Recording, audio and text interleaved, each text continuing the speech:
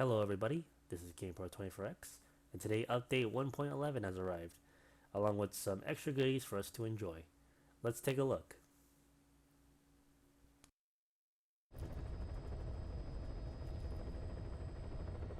One small thing that I want to know is that even though it says version 1.10, I still have version 1.11 downloaded. Again, it is a problem that has existed since the previous update, so don't worry.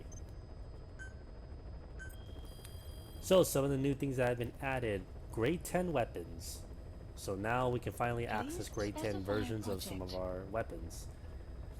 And I'm gonna go ahead and show you guys the list of some of the things that are available. The grade 10 Zeev,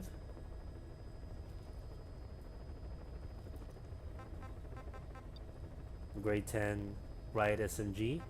Now it looks like the Riot SMG is going to be suffering from the same goddamn problem that I've always been complaining about, is that no matter how many grades it gets, it's only going to stay at a grade 2 suppressor. It's never going to get the 3. And here we have the MRS-4R, and that also gets its grade 10 upgrade. And the ARC non-lethal, which this also suffers from the same problem as the Riot SMG. It looks like they can just never catch a break. Hopefully in grade 11 they'll finally get their suppressor grade 3 upgrade, but if not, come on Konami, what are you doing? Now, I don't think that this MRS-71 grade 9 rifle was there, and I don't think that the non-lethal version was there either. I could be completely wrong, because I haven't really been developing stuff lately, but if it wasn't there, then okay, but if it is, that is my bad. For the light machine guns, we have the ALM-48 grade 10. And as you can already see, we're going to need very high levels to build all this stuff. And to be honest, if you're not at least 145 on all units, then you won't be able to build all this new stuff. So at least it's not a very big jump from the previous 140, but it is still a lot to a lot of people that who do not have all 4 FOBs and such. We also get grade 10 hand grenades, which I should probably start building right now.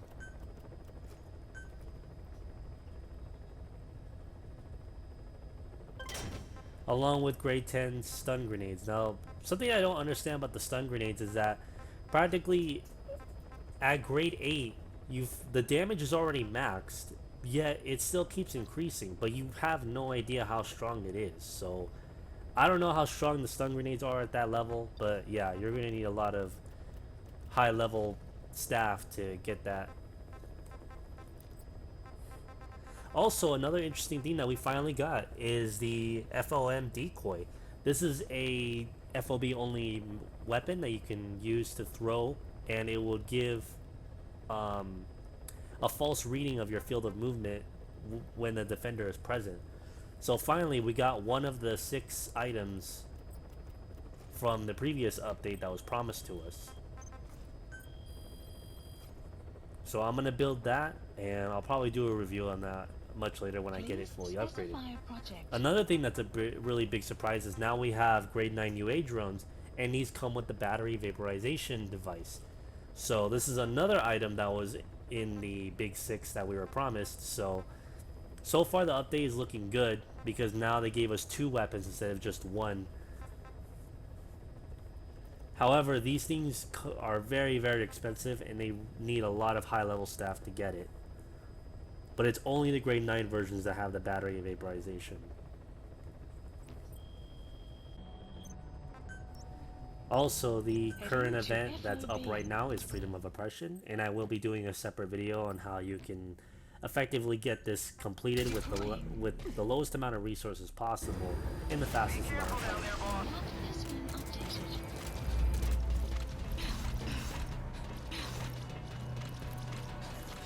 And the thing is about this event is that they're also celebrating the new outfit that they just came out with, so everybody on this FOB is wearing the swimsuits. And my guess as to why we're getting swimsuits now, maybe it's because it's summer and it's hot as fuck outside, so that's probably why we got them all of a sudden. The one really crappy thing about the swimsuits is that Snake nor your custom created character cannot wear the swimsuits. Only Diamond Dog staff, like Flaming Buffalo and such.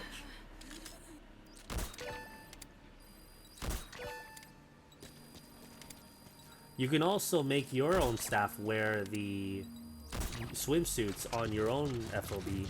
You just have to go under the advanced settings in your security, and you'll be able to select it right there. However, it is kind of weird. I was gonna show you footage, but it got corrupted, so I'll just let you know what kind of happened. Basically, all my guys were wearing the swimsuits, but they were all wearing helmets with night vision goggles, so it looked really weird. And I don't know if they still have the same properties as, like, I don't know, the body armor or something like that. But that's something that we'll have to just test out later on. But it is pretty cool that we can give our units special suits.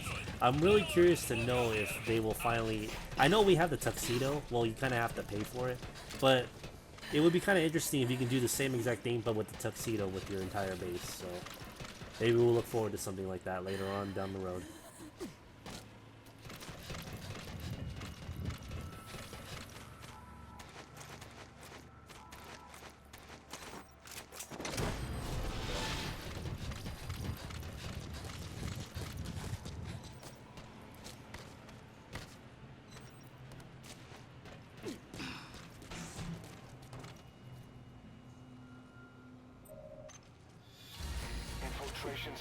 So to get your hands on the swimsuit, you just have to go into the FOB rewards and it'll be right there for you.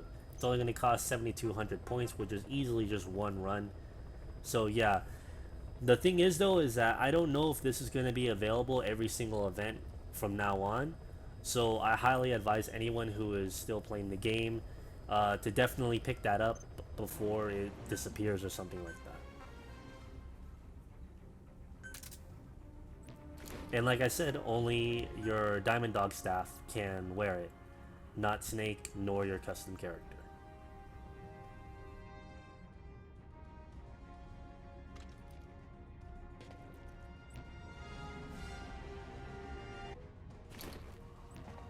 But you know, thanks to the swimsuit, now you and Quiet can finally match uniforms.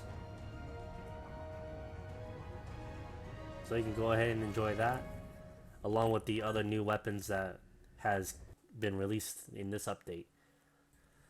Now, as I mentioned earlier in the video, ever since update 1.10 came out, Konami has released this on their website, showing us that they're going to be releasing more weapons after each update. Now, what I had assumed is that every single event that passes, there has to be an update in order for the next event to show up. I thought every single every single event we will get another weapon, since it did say every single update we'll get one new weapon every single time. However, it didn't look like that was the case. And now it's starting to look a little bit more apparent that they're going to be releasing two weapons after every big update, like the one that we had today and the one that we had a few months ago with 1.10. And when we got update 1.10, we got the Tornado 6 revolver along with the grade 9 suits that have the stealth camouflage ability when you get spotted in FOBs. And now when update 1.11 came out, we got the decoy mine along with the battery vaporization UAV drones. So I don't know what the hell is going on, but it would have made a lot more sense to me that they would release it after every event, which is every 2 weeks. That way you can better distribute all the new content, and it will keep people more enticed to play the game.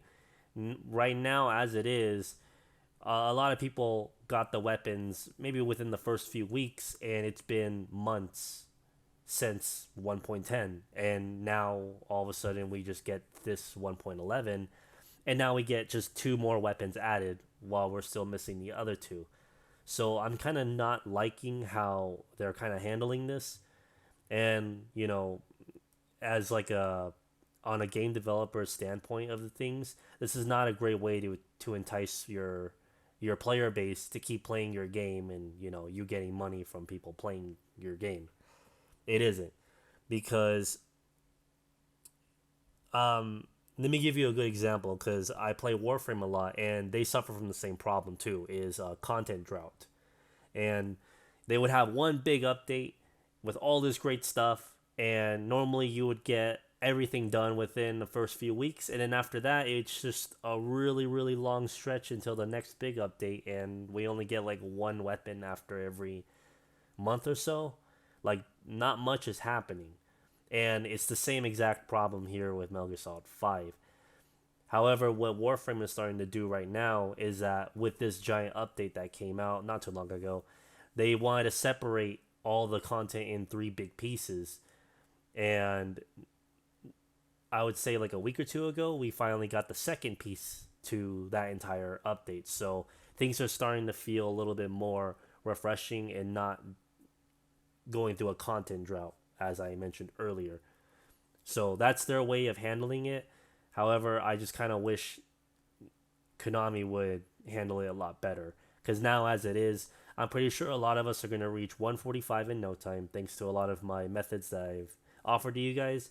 We're going to get the weapons, and then after that, it's just going to be a really slow moving pace going through each FOB event from now on. But then again, it seems like Konami's trying to do a lot of things lately, so we'll have to see in the future. So this update is not that big.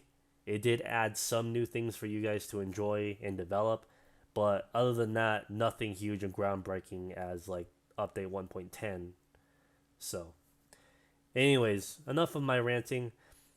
This is Game for 24X. I hope you found this review a little helpful and a little more insightful, so you have a better idea of what to get your hands on when you hop right on in. If you're looking for a group to talk about Metal Gear Solid stuff or just anything in general, or just help with collecting S++ staff and whatnot, please consider joining my Discord chat. It's a great community. Everyone's very helpful, and they're really easy to talk to. And as I explained earlier, I will be making a second video later today detailing how to do the event in the most efficient way possible. And on top of that, I will be streaming this event later on today. I will be streaming later on tonight, probably around 7 p.m., maybe 8 p.m. I have an event listed up on my channel, so look forward to that and look forward to more of my videos. I enjoy the support you guys are giving me. I really love all the great messages you guys have been sending me ever since my last video. But I really do hope things are going to start getting better from now on. But yeah, sorry for the long ending. This is GamePro24X, and I hope I see you guys later.